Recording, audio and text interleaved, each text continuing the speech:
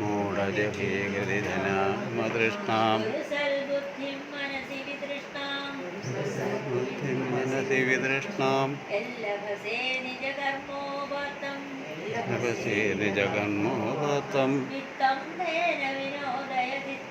വിത്തം യേന വിനോദയചിത്തം നാനീസ്തരപരമാധീദേശം ദൃഷ്ട്വാ മാദമോഹാവേശം ഏതന്മാരും മനസി വിചിന്തയ വാരം വാരം നളിനീദളകള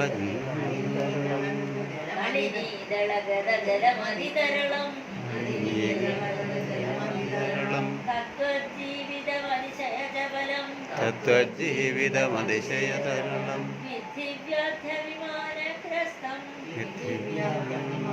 ഗ്രസ്തം ലോകം ശോകം ച സമസ്തം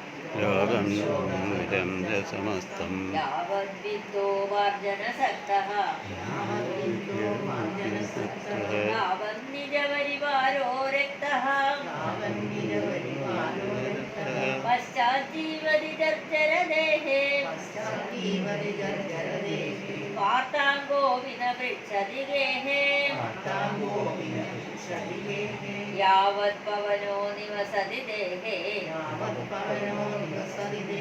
താവത് പൃച്ഛതി കുശലം ഗേഹേ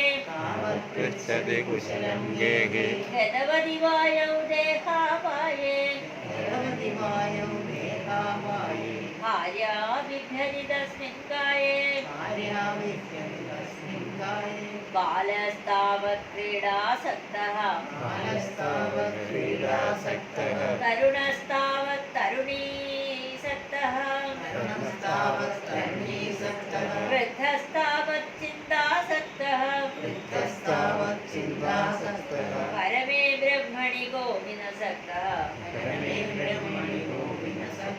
കാദേകാന്താകസ്തേ പുത്രഃ സംസാരോയമതീവ വിചിത്രഃ കസ്യ ത്വം കുത ആയാതഃ തത്വം ചിന്തയേതിദം ധാരഃ സത്സംഗത്വേ നിസ്സംഗത്വം നിസ്സംഗത്വേ നിർമോഹത്വം നിർമോഹത്വേ നിശ്ചലതത്വം നിശ്ചലതത്വേ ജീവന്മുക്തിഃ വയസി ഗതേക കാമവികാരഃ ശുഷ്കേ ധീരേ കക്കാസാരഃ ക്ഷീണേ വിത്തേ കപ്പരിവാരഃ ജ്ഞാതേ തത്തേ തസ്സംസാരഃ മാ ഗുരു ധനജന യൗവനഗർവം ഹരതി നിമേഷകാലഃ സർവം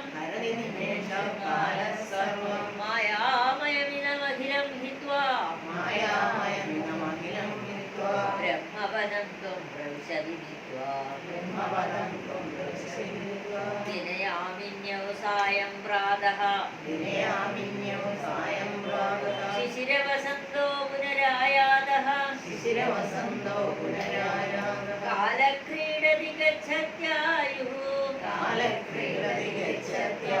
തദവിധമുജ്ജത്യാശാപാശഃ. ഇത്രയാണ് പറഞ്ഞത്. ഇതിലൊരു ഓരോ ശ്ലോകത്തിനും ഒരുപാട് ലൗകികങ്ങളായ ഉദാഹരണങ്ങളുണ്ട്. നമ്മളെല്ലാം അതനുസരിക്കുകയും ചെയ്യുന്നുണ്ട്. പക്ഷേ ഒറ്റ സംഗതി പറഞ്ഞാൽ നമ്മളെന്താ ചെയ്യേണ്ടത് എന്ന് പറഞ്ഞിരിക്കുകയാണ്. സത്സംഗം വേണം. സത്സംഗത്വേ നിസ്സംഗത്വം. മമത എന്നുള്ളത് നമ്മളിൽ നിന്ന് മാറും. മമതയുള്ളത് മാറിയാലോ നമുക്ക് എന്താ പ്രയോജനം? അപ്പം നമ്മൾ നിർമോഹരായിട്ട് ഒരാഗ്രഹവും ഇല്ലാത്തവരായി. അങ്ങനെ ആഗ്രഹം ഇല്ലാത്തവരായി തീരുമ്പോൾ നമുക്ക് നിശ്ചല തത്വത്തിലേക്ക് തന്നെ ശ്രദ്ധ കേന്ദ്രീകരിക്കാൻ സാധിക്കും. നമ്മളെ വേണ്ടാത്ത വിചാരങ്ങളെല്ലാം ഇങ്ങനെ കടന്നു വന്നത് ശുദ്ധമായ മനസ്സിൽ പൂർണ്ണമായ ബ്രഹ്മം